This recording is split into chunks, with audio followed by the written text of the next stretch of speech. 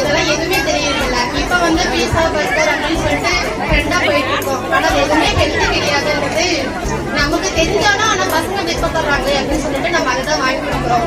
ஆனா சிறுதானியத்துல எவ்வளவு நன்மைகள் இருக்கு, அது மூலியமா குழந்தைகளுக்கு ஸ்கூலு கம்பெனி எல்லாமே வந்து நம்ம கொடுத்து பழகணும். பழகினாலே அவங்களுக்கு தகுந்த மாதிரி இப்ப ட்ரெண்டுக்கு தகுந்த மாதிரி இந்த ஸ்வீட்ஸ் எல்லாம் ஆட் பண்ணி ட்ரெண்டியா கொடுத்தோம்னா அவங்களும் சாப்பிட விருப்பப்படுவாங்க.